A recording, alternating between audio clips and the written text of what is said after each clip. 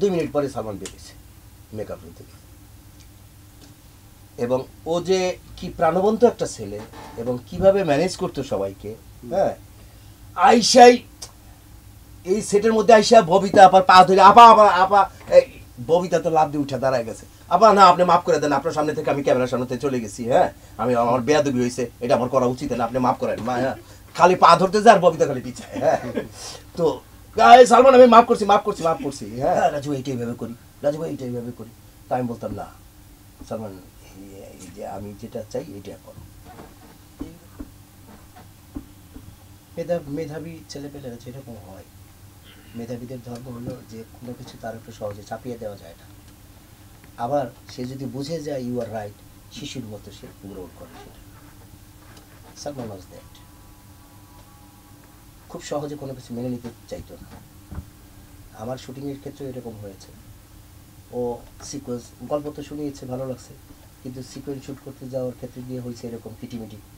হ্যাঁ রাজু এইটাই ভাবে করি, রাজু ভাই এইটাই ভাবে করি। তা আমি বলতাম না সালমান, এই যে আমি যেটা চাই এটা করো। এইরকম 2-3 দিন বলার পরে একদিন তো একদম ক্যামেরার সামনে থেকে চলে গেল। চলে গিয়ে মেকআপ রুমে, তখন ববিতা ছিলেন সেটে, গোলাম মোস্তফা ছিলেন। মেকআপ রুমে গিয়ে শাউট করতেছে, হ্যাঁ বাংলাদেশের সব ডিরেক্টরে আমি একটা কথা বলে ফেলে না, আর এইখানে একজন ডিরেক্টর আসছে সত্যজিৎ রায়ের বাবা। হ্যাঁ, তো ওনাকে কোনো কিছু বলাই যায় না, উনি নড়তেই চায় না কোনো দিকে। এইরকম শাউট টাউট করলো। আমি বসে আছি, আমার সব টেকনিশিয়ানটা চুপ, লাইট অফ। ববিতার পাশে বসে ববিতা মিটিং এসে, রাজু সাহেব শুটিং কি হবে? হ্যাঁ, ববিতা কিন্তু সবাইকে আপনি বলে। তো আমি বললাম আপা বসেন, দেখি। পুরা সেট চুপ, সবাই মনে করছে নতুন ডাইরেক্টর, নতুন প্রডিউসার, সালমান এখন স্টার, রাইজিং স্টার, সিনেমা বোধহয় বন্ধ হয়ে গেল। সবাই চুপ। আমি উঠে মেকআপ রুমে গেলাম, গিয়া মেকআপ রুম থেকে সবাই বের করে দিলাম। বের করে দিয়া সালমানকে বললাম, সালমান আমি 2 মিনিট কথা বলবো, মাঝখানে তুমি কোনো কথা বলবো না।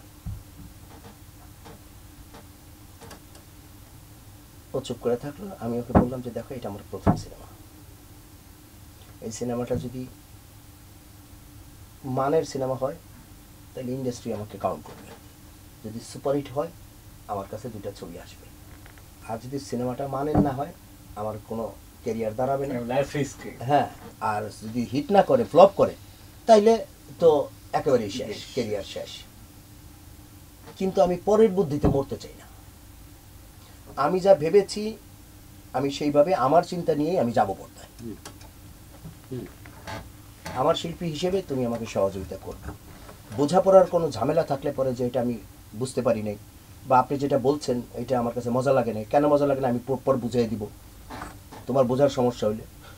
আর যদি স্ক্রিপ্ট নিয়ে আরও আলোচনা থাকে তাইলে আমরা বলো 2 দিন শুটিং অফ রেখে তোমার সঙ্গে আলাদাভাবে বসি, একদম চুলচেরা বুঝে নাও তুমি আমি কি চাই, কিভাবে চাই, আমার চাওয়াটা পারফেক্ট কিনা বুঝে নাও।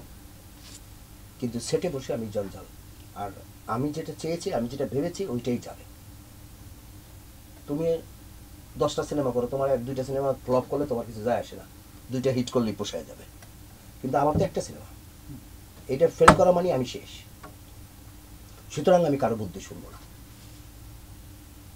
আর তুমি সিনেমা করো বা না করো।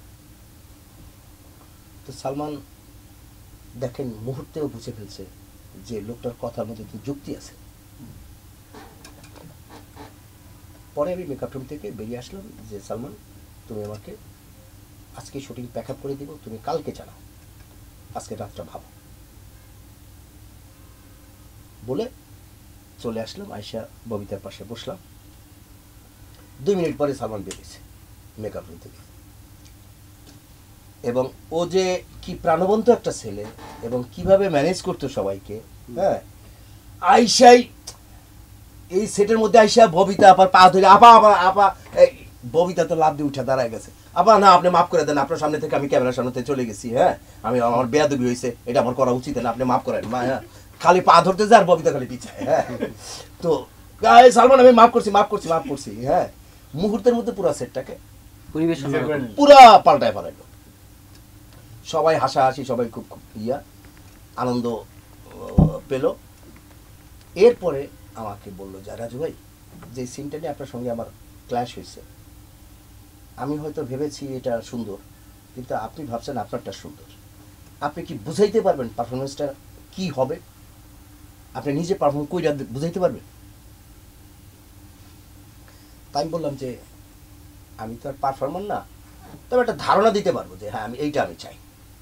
ওর যে ধারণাটা হইলেই হবে, আপনি কিভাবে পারফরমেন্সটা করাইতে চান, পর্দায় চান।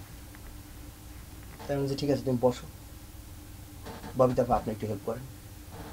ববিতা আপা স্ক্রিনে দাঁড়াইলো, আমিও দাঁড়াইলাম, আমি সালমান শাহ। আমি এই সিনটা ববিতা আপার সাথে পারফর্ম করলাম। সেটের মধ্যে 100 লোক ছিল, পুরো তালি পড়ে গেল। সালমান জিনিসটা বুঝছে যে আমার এই উপস্থাপনটার মধ্যে এত রস ছিল। সাহিত্যে বা শিল্পের রস তো একটা জরুরি বিষয়, হ্যাঁ, শিল্প রস। তো সবাই খুব এনজয় করলো। সালমানও বিষয়টা বুঝতে পারলো যে রাজুভাইয়ের জিনিসটা